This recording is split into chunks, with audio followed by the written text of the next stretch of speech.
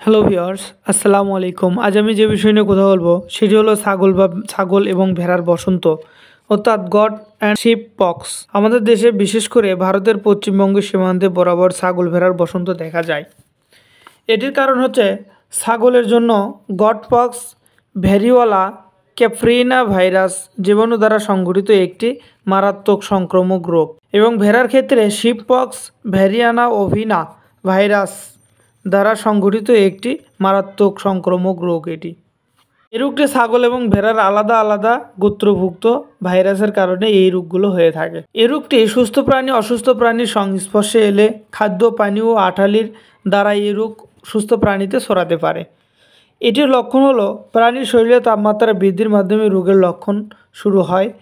তীব্র অবস্থায় শরীরের আধ্যাত্মিক তাপ বেড়ে যায়, যেমন 106 থেকে 109 ডিগ্রি ফারেনহাইট হতে পারে।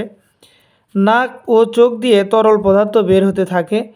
পশমবিহীন স্থানে ও ত্বকে গুটি বের হয়। গুটি পেকে গেলে ক্ষত হবে। পশমবিহীন স্থান বলতে এখানে ছাগলের মুখে, লেজে বা ওলান এগুলোর জায়গাতে উঠতে পারে।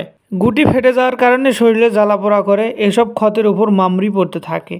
এই মামড়ি শুকিয়ে ঝরে পড়ে ফলে ত্বকে বসন্তের দাগ পড়ে। এই রোগ ভুগে প্রাণী মারা যায়। এই সকল ভাইরাস দেখলে আমরা বুঝতে পারবো প্রাণীটি গটপক্স বা শিপপক্সে আক্রান্ত হয়েছে। এই রোগগুলো যেহেতু ভাইরাসজনিত রোগ, সেহেতু এগুলো রোগের কোনো সুনির্দিষ্ট চিকিৎসা না থাকায় বিচলিত হয়ে পড়ি।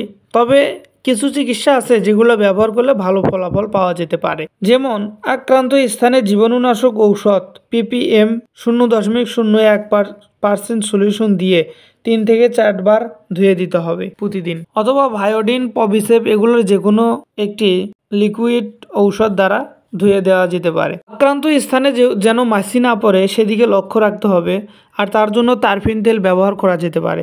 অ্যান্টিবায়োটিক হিসেবে রেনামাইসিন, অক্সিটেট, টেট্রাভেট এগুলো যে কোনো একটি ইঞ্জেকশন দেওয়া যেতে পারে, এবং সেই সাথে অ্যান্টিহিস্টামিন দেওয়া যেতে পারে। এলারভেট, স্টাভেট এগুলো যে কোনো একটি ইঞ্জেকশন দেওয়া যেতে পারে। এবং এই রোগ প্রতিরোধ ব্যবস্থা গ্রহণ করতে সুস্থ অবস্থায় প্রাণীকে গট বা শিপপক্স টিকা দিয়ে এই রোগ প্রতিরোধ করা যায়। তাই আমাদেরকে অবশ্যই সতর্ক থেকে রোগের ভ্যাকসিন করা প্রয়োজন।